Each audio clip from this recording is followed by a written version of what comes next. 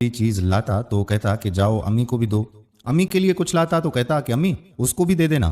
بیوی کو لگتا کہ امی نے اپنی خوشی سے دی ہے، امی کو لگتا کہ بہو نے اپنی خوشی سے دی۔ محسوس کرتا کہ بھائیوں کو کسی چیز کی ضرورت ہے تو خود اپنے پیسوں سے لاتا، بیوی کو کہتا کہ جاؤ دے آؤ، اور یہ محسوس نہ ہونے دینا کہ تمہارا شوہر لایا ہے، بلکہ ان کو ایسا لگے کہ آپ لائی ہو۔ ماشاءاللہ 3 سال ہو گئے، اب تو میری ماں اور میری بیوی کی آپس میں ایسی محبت ہو گئی ہے کہ ایک دوسرے کے بغیر ایک دن بھی رہنا مشکل ہو جاتا ہے۔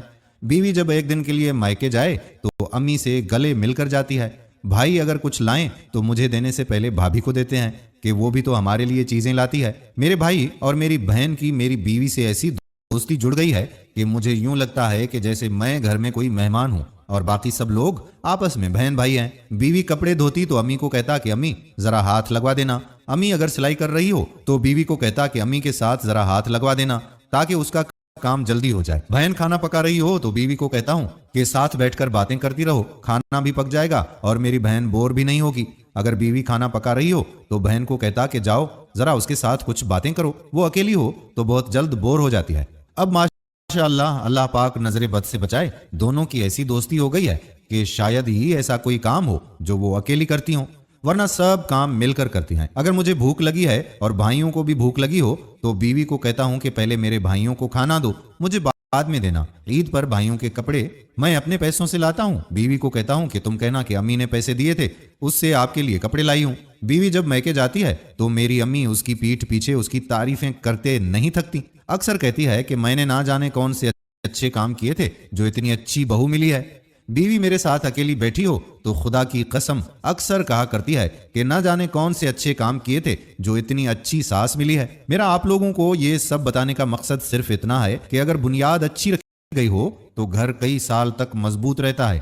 بیوی کے گھر میں آتے ہی الگ سلوک ہو، برابر کا سلوک نہ ہو تو وہ گھر جلدی گر جاتے ہیں، جلد ہی ٹوٹ جاتے ہیں۔ کوئی بھی ساس یہ نہیں چاہتی کہ میری بہو مجھ سے لڑے، اور کوئی بھی بہو یہ نہیں چاہتی کہ میری ساس مجھ سے لڑے، مگر شوہر کی غلطیوں کی وجہ سے ساس بہو کی آپسی لڑائی ہوتی ہے، دوسرا شوہر کی بے وقوفی کی وجہ سے کسی ایک کو قصوروار ٹھہرایا جاتا ہے، جبکہ قصور سب سے زیادہ شوہر کا ہی ہوتا ہے۔ آپ کو لگتا ہے کہ شادی کر لی تو بس سب کی خواہشات پوری ہو گئیں، سب کچھ اب خود ہی چلے گا، بیوی اور امی خود ہی آپس میں دوستی بنائیں گی، کبھی نہیں۔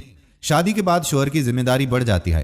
تم کسی کے گھر سے کسی کے جگر کا ٹکڑا لائے ہو تو تمہیں کیا علم کہ اس کو ماں باپ نے کتنے لاڈ اور پیار سے پالا ہوگا؟ تمہیں کیا پتا کہ عورت کتنی حساس اور کتنی نازک ہے؟ تمہیں بس اتنا پتا ہے کہ رات گزار لی ہے، صبح کام پر جانا ہے، بس باقی گھر خود ہی چلتا رہے گا۔ نہیں، بالکل نہیں میرے بھائی، جس پودے کو پانی نہ دیا جائے وہ سوکھ جاتا ہے، جس گھر کو ٹائم نہ دیا جائے، پھر اچھے برے کا خیال نہ رکھا جائے، وہ گھر بھی مرجھائے ہوئے پھولوں کی طرح ہو جاتا ہے۔ کوشش کریں کہ ہر لمحہ اپنے گھر والوں کے ساتھ خوشیاں بانٹیں۔ اللہ تعالیٰ آپ سب کے گھروں کے آنگنوں پر بارش کی طرح خوشیاں برسائے، آمین ثم آمین۔